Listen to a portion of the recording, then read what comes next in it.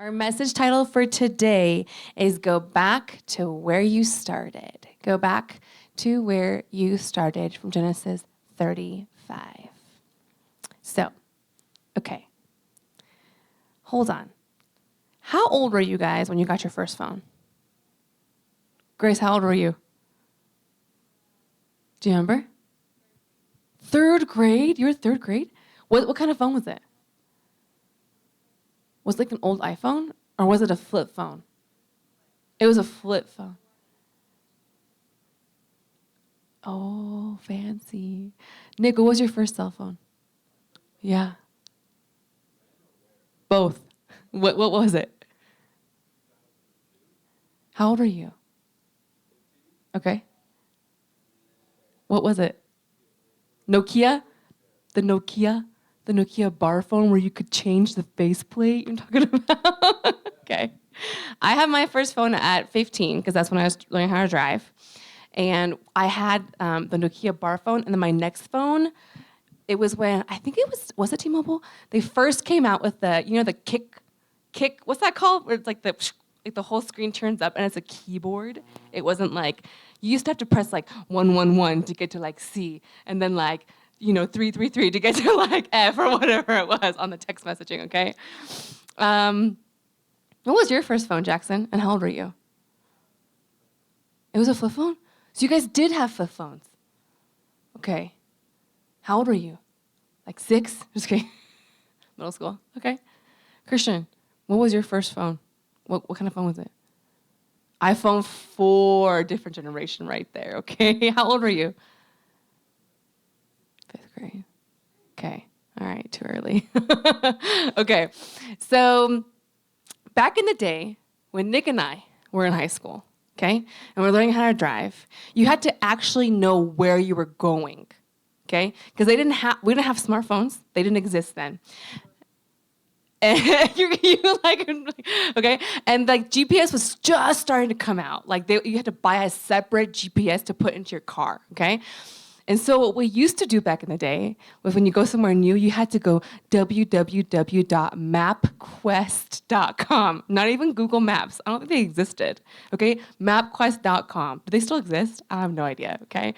MapQuest. I used to, when I lived in California, so California is really hard to know all the roads. So to go from my school to Disneyland or like the beach, like literally all my friends, we would have like a printout like this, like paper on the side of our driver's seat permanently there. And that was like, oh, do you want to go to Disneyland? Okay. And we like bust through the maps to figure out like now that I said that sounds really old. Okay, it sounds really old. But I was like 18, 19. That was only like many years ago, okay? So like not that long ago. Back in the day, you used to have to use paper. Now, if you got lost back in the day in California, what do? You don't go out because certain streets, man, you can get jumped, okay? And so what do? If you get lost, you have to go back to where you know the directions. Does that make sense? Like if you get lost somewhere, you have to go backwards and then start from where you know you are. Yes, you have to do a U-turn. Good job, okay? And go back to get started because otherwise you're in big trouble. You don't know where you're going, okay? Now, most of you nowadays probably don't get lost very often because all you have to do is turn on your phone. But maybe some of you guys feel kind of like metaphorically lost or spiritually lost or emotionally lost. Now, if you've ever felt lost, the first rule of thumb is to what? Go back to where you started. When you feel lost in this life, you go back to where you started. Now, that is the key takeaway for today. Because you might not get physically lost anymore, but many of you in this room, I would say, have probably at some point felt lost in some sense. Lost in not knowing where God is, who you are, what life is about. And when you get stuck in that kind of place, you go back to where you started. Now, today is part 2 of Jacob's story. So last week, Jacob is one of my favorite characters in the Bible because he's the most like me. And he's the most selfish, stubborn, 고집세, like person in the Bible. And he was always fighting for his way. Remember when he came out of the womb, when he came out of his mom, he was like grabbing his brother's like ankle so he could pull him back in and go out first. That was probably very painful, okay? But that's how strong he was in wanting to be first. But he was born second. And all of his life, he was chasing to be first. All of his life, chasing to be the one to be blessed, to be the one that was the greatest. And so last week, our greatest takeaway was, when you want to win in God, you have to lose. The only way to win in God is to lose. The more you and I are on the throne of our hearts, the more God cannot work through us. But when we lose, we say no, we walk away, and we're like, I can't do this anymore, it has to be God. When you wrestle with God and you lose, that's when you win. And so Jacob had the biggest turning point of his life at that time. Now, after this, he faces his brother, and there is a miraculous reconciliation. We're talking miraculous, because literally before this night, Esau was coming out with 400 men as an army to attack his brother. And that night, when he wrestled with God, when Jacob wrestled with God, and he won by losing to him and surrendering to him, everything changed the next day. I wonder what God did in Esau's heart that night. But it was tied, the key was Jacob. Jacob had to say, okay, I give up, I give in. And that's how I get blessed.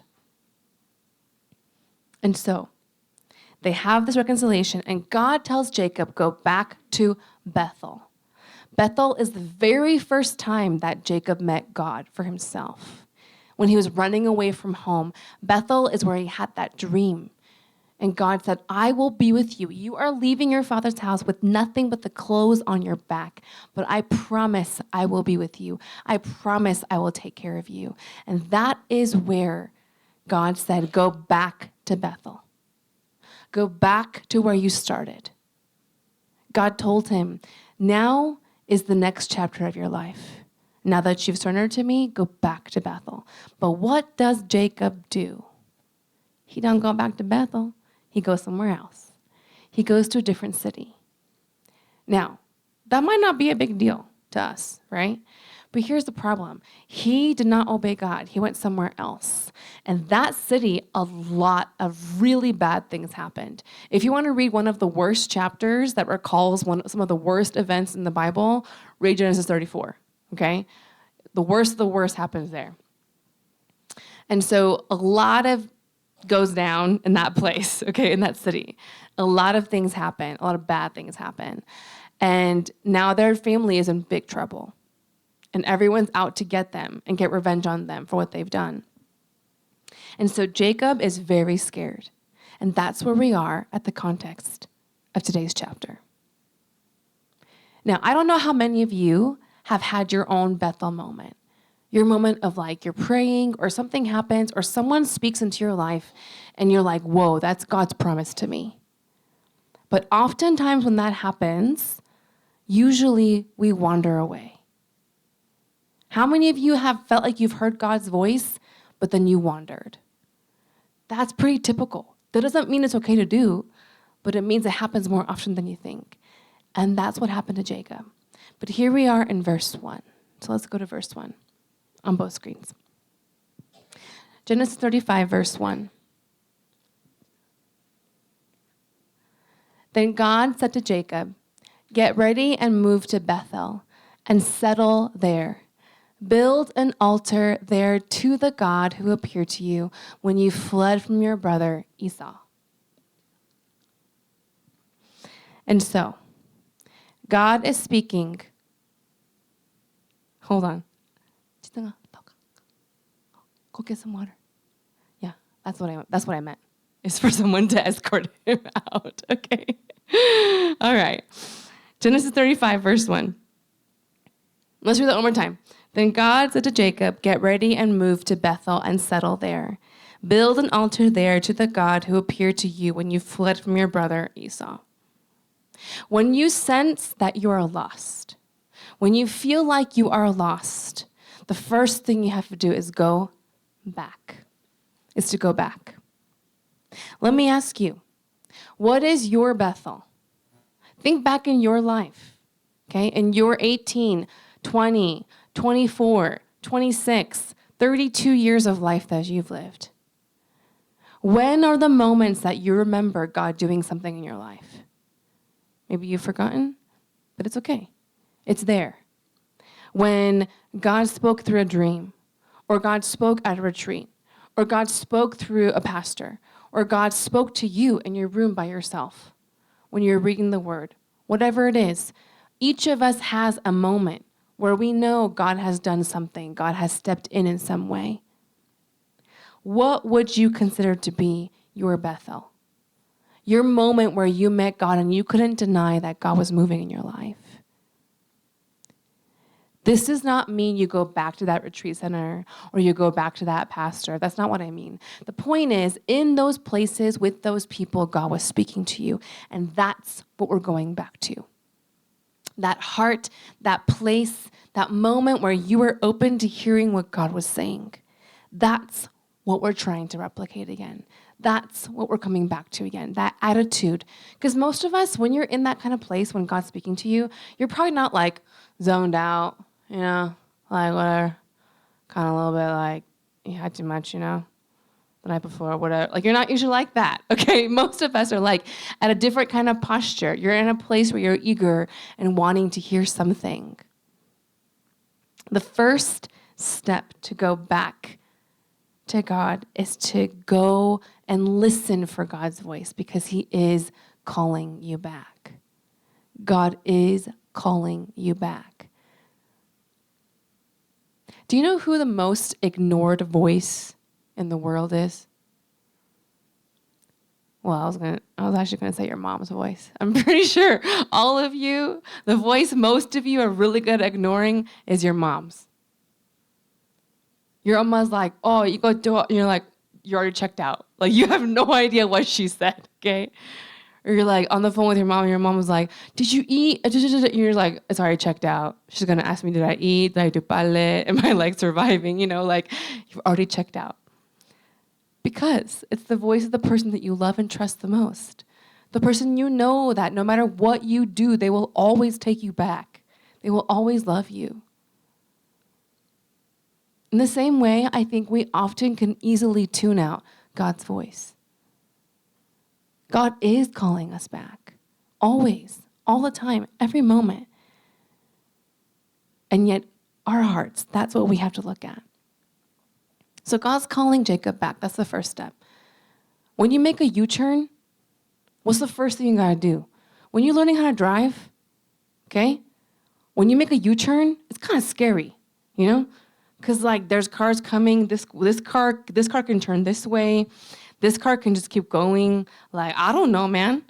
And sometimes, your first U-turn you make when you get your license, and you're like, shoot, you don't turn fast enough, And then you're like, I'm stuck like this in the middle of the street. I have to back up and then go again. That's embarrassing. You know what I'm talking about? Everyone's like, that's a student driver. The U-turn is kind of hard. U-turns are kind of hard to make for the first time. But the first step in a U-turn is to know that God is the one calling you back. Number 2, verse 2.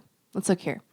So Jacob told everyone in his house, so he heard God's voice again, and he said, get rid of all your pagan idols, purify yourself, and put on clean clothing. You are now going to Bethel, where I will build an altar to the God who answered my prayers when I was in distress. He has been with me wherever I have gone. So they gave Jacob all their pagan idols and earrings, and he buried them under the great tree near Shechem. Shechem is a city where a lot of awful things happened. So step number 1 is to know that God is calling you back. Step number 2 is to cleanse yourself. To cleanse yourself. We often miss the step. We're like, okay, I'm going to go back to God. And we make that U-turn. But we often forget step number 2. You got to cleanse yourself. Now, what does that mean? Okay? Jacob's family, they're God's family, God's chosen ones, but they've been compromising all over the place. All the idols around them that the nations around them follow, they kind of gather them along the way too. Like souvenirs, they've been gathering these idols in their own home. And they realize when we bring this into our home, into our lives, we are compromising. Now, you are your environment. You are whatever you are around. How many of you work 40 hours a week, full-time jobs, okay? How many of you have ever been in a toxic work environment? Does that impact you? Does it make you think positive, happy butterfly thoughts? Are you like the most beautiful person there? No. It makes you also think toxic things, right? It also really hurts you. It also brings you down. It also makes you be, like, if you've ever been around a lazy boss, do you know what I'm talking about? Like, the culture of that place is lazy, okay? And when that happens, you're a hard worker. You come in ready to change the world. But over time, you find yourself getting lazy too. Do you know what I'm saying? Like, your environment makes you. That's why your friends really count. Because they make you or they break you. Or they'll bring you down with you, you know? Like, your environment makes you. Now, imagine you're trying to go somewhere and you keep, like, hitting this spot. Like, you get this far and then you can't get any further. It's like you have chains tied down to your ankles, but there's some give, you know? So you kind of think you're free because you can, like, wander this much space, you know? But after you hit a certain point, you can't go past there. You can't go past there. That's what it's like when you and I follow anything that we love a little more than God. It's not always a bad thing, but we love it a little more than God. And that thing, whatever it is, whoever it is, can become the thing that holds you back. You think you're free until you try to get to God, and you realize you can't go much further. When you want to go to God, and we keep hitting that same point over and over and over again, I encourage you, look down. Look at what it might be that's holding you back. Because we all have something. We all have something. Usually it's like Jacob, it's us. It's my way or the highway. When it has to be my way or God's way. Let me ask you, look at your ankles right now. Look at how pretty they are in their socks or in your pants or whatever shoes you're wearing that cost probably way more than you probably should have spent, okay? Like, look at your ankles. Twist them around. Don't twist them, like stretch them, okay? Like at the airport, on the airplane going to Korea. They're like, let's do this exercise. You know what I'm talking about, okay? What's holding you down? What's holding you down on those ankles? What do you love just a smidge more than God? That will become your kryptonite. And that is the one thing that God's like, look, I know you like that thing. It's okay, but it's not okay because it will hold you back. Notice with Jacob's family, what they did is he was like, y'all need to clean up. They're like, okay, yes, sir. And so they give it to Jacob. And Jacob buries it under the tree. Our job is to surrender that idol. God's job, what other tree in history has there ever been that God took upon himself every idol, every brokenness, and covered us with his blood? The cross. This is one of the first symbols of the cross that we see in the Bible, is that everything you love a little more than me, come to me, bring it to me, and I will take care of it. That is our God. How do we give up our ankle chains? You come before the cross and say, God, this is really hard. I cannot take these ankle chains off. But I come before the cross because I know that you have demolished every chain. And we'll say that again. Whatever it is that holds you down, that holds you back, that will be the thing that keeps you from growing close to God. We all have it. Sometimes we get back in the chains ourselves, But God is saying, I'm just waiting for you, man. I'm right here at the tree, on the cross, waiting for you. He has demolished every single chain. You don't have to break it off. All you got to do is show him what they are, because he already knows, and he will set you free. Number 3, verse 9. So after cleansing, okay, notice, without surrender, they cannot go to the next step. Without cleansing, they cannot go to the next step. Most of us want to skip the cleansing part. How many of you when you're teenagers, you didn't like to shower? That's gross. Good job, Caitlin. But you know those people in your class, Caitlin, there are some of those people who you're like, you got to shower, man, because like you are in puberty and like you smell like puberty on fire, okay? But like, you know those people who don't shower, okay? You got to cleanse yourself. We got to do it, all of us, okay? Now, here we are. After cleansing, he goes back. Then that's when God appears to him at Bethel, and he blessed him and says, your name is Jacob, but you'll no longer be called Jacob. From now on, you will be Israel. And so he renamed him. Now, doesn't this sound familiar? He already did this earlier. But when you return, that's step number 3, when you return to God, he will reconfirm all of what he's done and said for you. I'm sure all of us have felt this. You know that moment when like you've been praying and like God is speaking to you and you're like, oh, I believe this promise of God. And then a week goes by, a month goes by, a year goes by, and you're like, did I really hear God's voice? Did I really maybe I just made it up. You know, I got like all my feels because like they played the right chord progression during that like praise night, you know? And like I just got all my feels and I heard God's voice, but it really wasn't God's voice. Most of us start to doubt when we've wandered from God. But that's the first thing God does. Is when you come back, he will reconfirm what it is that he's spoken to you. He said, Caitlin, that wasn't made up. I'm going to reconfirm what I told you. And this is what I told you. Always what God does when we go back to him is to reconfirm the promise of God, reconfirm everything he said to us. Now, what is it in your life that you've been doubting? What is it in your life that you've been doubting? That may be the very thing that God wants to speak to you again. That may be the very thing that God is asking for you to come back to him about again. Maybe there's fear or doubt attached to that promise of God. That's okay. Most of us do. No promise of God has no fear attached to it. It always does. But God is saying, come back to me. When you are lost and you're distracted and you think you're not lost, but you are, God is saying, come back. Step 1 is to hear God's voice calling you back. Number 2 is to cleanse yourself. Number 3 is to return, because when you return, he will reconfirm.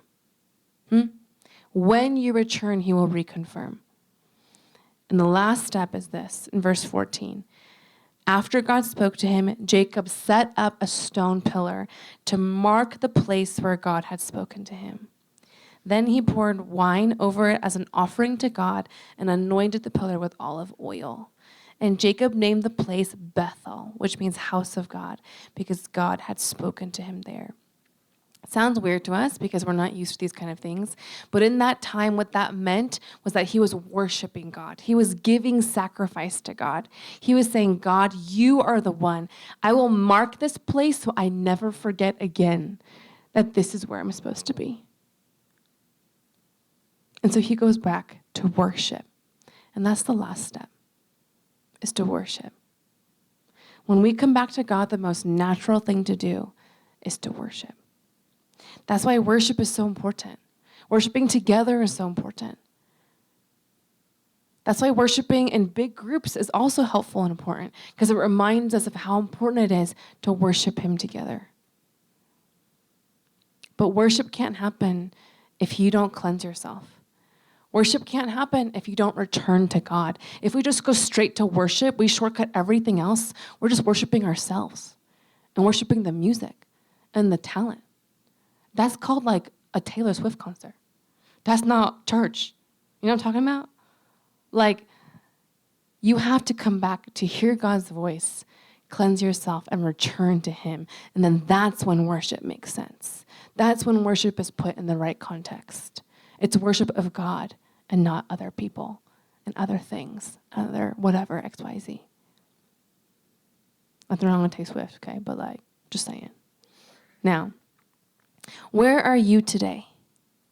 Nobody gets lost nowadays, okay? But many people get lost in their hearts, in their souls, symbolically, metaphorically.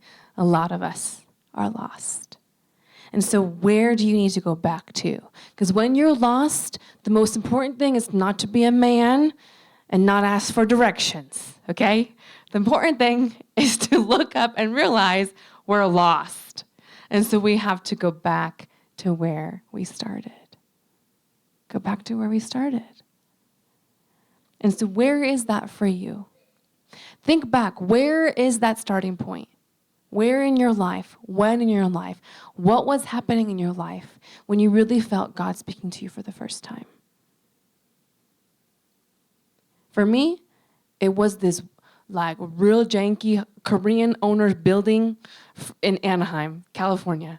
That's where I met the Lord for the first time. I will not go back there. I'm pretty sure that building is destroyed, okay? But the point being, it's not physical. I'm going back to that place where my heart was so hungry for God. I was so willing to listen to what God said. I was desperate. That's what I want to go back to. Does that make sense? It's not a place or a person. It's where was your heart at that time when you first heard God? That's where we're going back to. And when you hear God's call to come back, look down. Look at your ankles. See what's holding you back, because there's something. All of us have something. Don't try to like saw off that chain by yourself. It ain't gonna work. Okay? You have to come to God. Jesus demolished every chain, and he's the only one who can do that. And when you do that, and when you come back to him, when you return, when he reconfirms, that's when you worship. Can I have the praise team come up?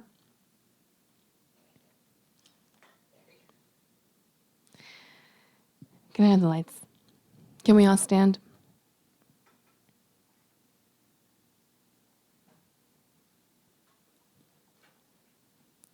It is God who is merciful, who calls us back to him. Because he loves you. God is not like your mom or your dad, who when you're in trouble, they're like, get over here, and you know you're in trouble. It's not like that. He will, talk a little sense into you, yes. But he's calling you back to his presence, to what really matters. And so, let's come before him again today. As we sing this song about the greatness of our God, let's declare that truth over him. Declare that truth over ourselves, that no matter what we go through, no matter where we go, he is the God that is with us, that is greater than all things,